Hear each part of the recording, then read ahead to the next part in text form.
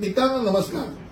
कायदेशीर माहिती देणाऱ्या माझ्या युट्यूब चॅनलमध्ये तुमचं स्वागत आहे. आजचा विषय पुलवामा अटॅकच्या नंतर सिंधू करार भारताने स्थगित केला आणि त्यामुळे पाकिस्तान एक प्रकारचं फडफडायला लागलं. त्याचं फडफडणं का चालू झालंय या संदर्भात आजचा एक साधारण व्हिडिओ आणि सिंधू करार म्हणजे नक्की काय आहे आणि त्याचं महत्त्व पाकिस्तानाला काय या संदर्भात आजची माहिती. 1960 साली स्वाक्षरी केलेला आणि जागतिक बँकेच्या मध्यस्थीने केलेला सिंधू पाणी करार हा जगातील सर्वात टिकाऊ आंतरराष्ट्रीय पाणी वाटप चौकटींमधला एक करार. म्हणजे त्यांनी युद्ध बघितली, एकमेकांच्या काढलेल्या खोड्या बघितल्या, खास करून पाकिस्तानकडनं चिथवणी खोररित्या घुसखोरी केलेले, अनेक वेळा आपल्या देशामध्ये हल्ले केलेले असताना सुद्धा हा सिंधू करार भारताने चालू ठेवला, तोडला नव्हता.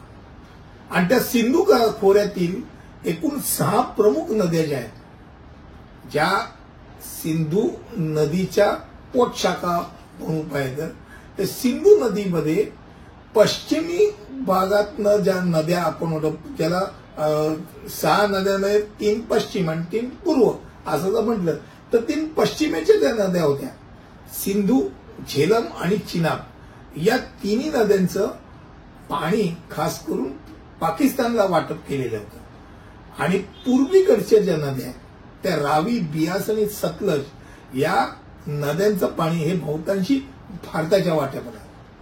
आता या कराराअंतर्गत भारताला त्या प्रणालीच्या 20% पाण्यावर अधिकार मिळाला.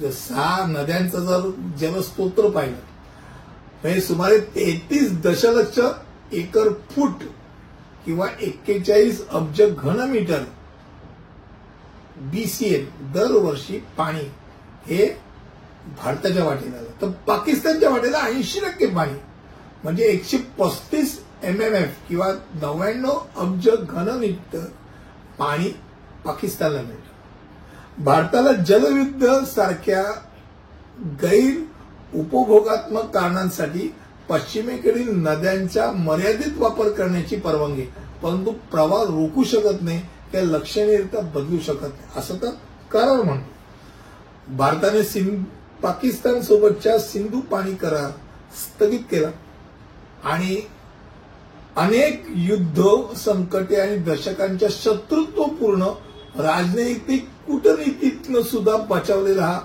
64 वर्षाचा पाणी वाटप करार संपुष्टात आला. 22 एप्रिलला पहलगाम येथे झालेल्या दहशतवादी हल्ल्यानंतर हे पाऊल उचलण्यात आलं. आणि मग प्रश्न येतो की हे एवढं महत्वाचं काय, सिंधू करारामुळे पाकिस्तान एवढं थरथरलं का, तर त्याच्यावरती काय अवलंबून आहे. तर पाकिस्तानसाठी सिंधू प्रणाली, त्या सिंधू करार केवळ महत्वाचाच नाही तर ते शुद्ध त्याच्या अस्तित्वाकरता त्याची त्याला ती गरज आहे. आज पाणी वाटप म्हणजे सिंधू करार रद्द केल्यामुळे अक्कचाक्के 3 नद्या सगळ्या थांबवून पाणी पूर्ण आपण ओरबाडून घेऊ असं नाही, कारण त्याकरता पण आपल्याकडे तेवढं साधन सामुग्री नाही, तेवढं आपल्याकडे डॅम्स नाहीत. आत्ताचे सुद्धा 20% आपल्याला जे पाणी आहे ते पण आपण पूर्ण वापरत नाही, ही अवस्था आहे.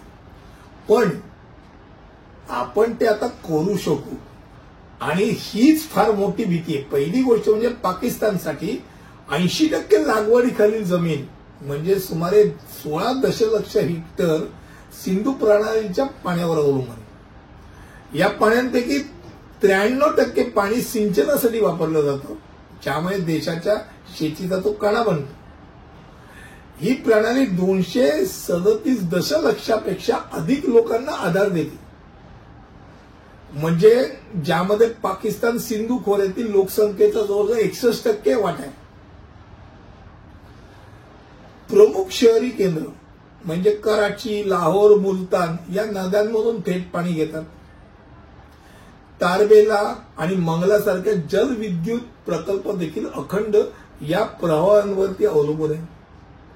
ही प्रणाली पाकिस्तानच्या GDP मध्ये जवळजवळ 25% योगदान देते आणि त्यात गहू, तांदूळ, ऊस आणि कापूस यासारख्या पिकांना तो आधार आहे. पाकिस्तानचं आधीच ऍक्च्युअली बघायला गेलं तर जगामध्ये सर्वात जास्त पाण्याची कमतरता असलेल्या देशांपैकी हा एक देश आहे.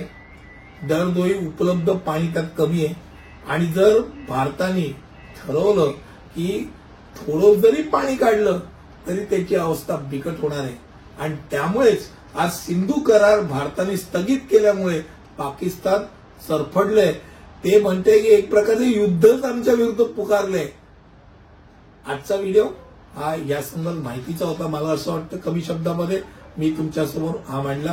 पुढील व्हिडिओमध्ये असंच काहीतरी घेऊन तिथपर्यंत इथे थांबतो. धन्यवाद.